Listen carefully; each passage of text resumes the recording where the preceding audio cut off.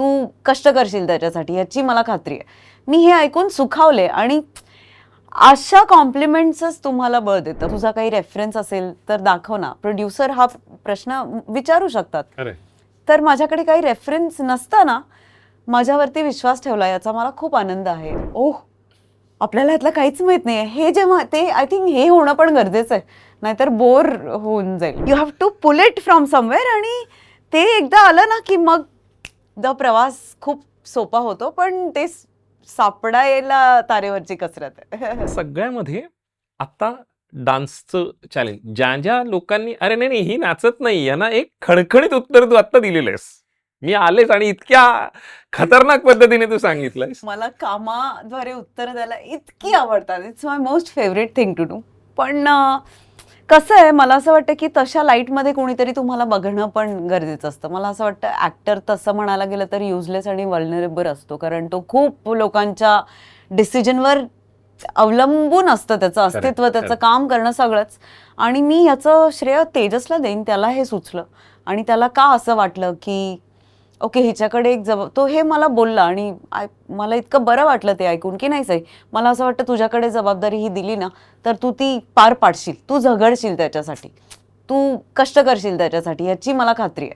मी हे ऐकून सुखावले आणि अशा कॉम्प्लिमेंट्सच तुम्हाला बळ देतं. मग माझी काय टाप की मी 19-20 होऊ देऊ किंवा मी रिहर्सल नाही करू किंवा मी हे चॅलेंज छानपणे नाही स्वीकारू. मला असं वाटतं की अशी एनर्जी तयार व्हायला एक पुश पण त्या एनर्जीचा लागतो. आणि थँक्यू टू लव्ह फिल्म्स, त्यांनी पण म्हणजे प्रोड्युसर म्हणून एका ॲक्टरवरती ज्याच्याकडे आता प्रॉब्ली तू मला म्हणालास की तुझा काही रेफरन्स असेल तर दाखव ना. प्रोड्युसर हा प्रश्न विचारू शकतात.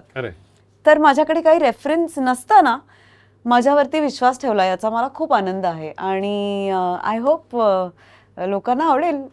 मला तर प्रोसेसची मला खूप मजा आली. It's a different world. आणि अशा नवीन नवीन जगात डोकावायला खूप मजा येते. नाविन्यपूर्ण गोष्टींचं भयंकर आकर्षण, खूप जास्त मजा येते.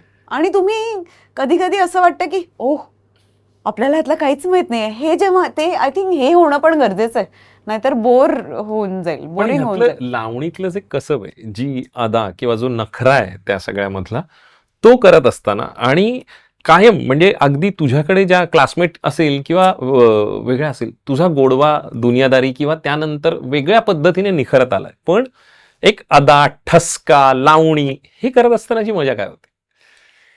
माझ्या एक लक्षात आलं की इट्स अ कम्युनिकेशन.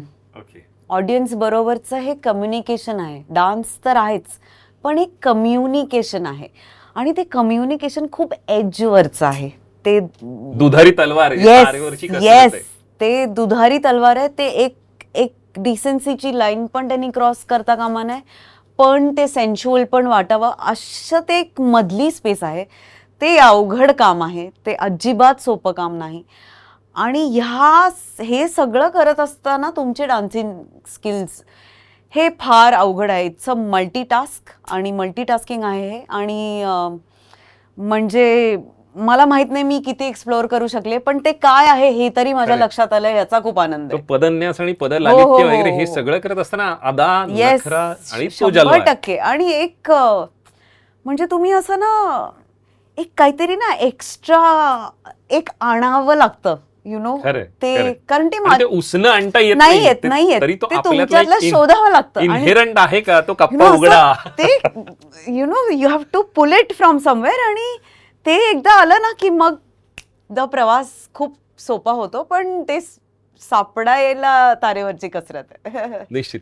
सोशल मीडियाच्या भाऊ गर्दीत विश्वासार्हतेने चकाकणारे नाव म्हणजे लेट्स अप मराठी. सगळ्यांना, सगळ्या नागरिकांना ती स्पीच, ती लेट्स अप वरील मुलाखती म्हणजे विचारांचा खजिना. त्यानंतरच्या निवडणुकीमध्ये मला सोडून गेले. बातम्या केवळ वस्तुस्थिती सांगणाऱ्या, न प्रोपगंडा, फक्त जनतेचा अजेंडा.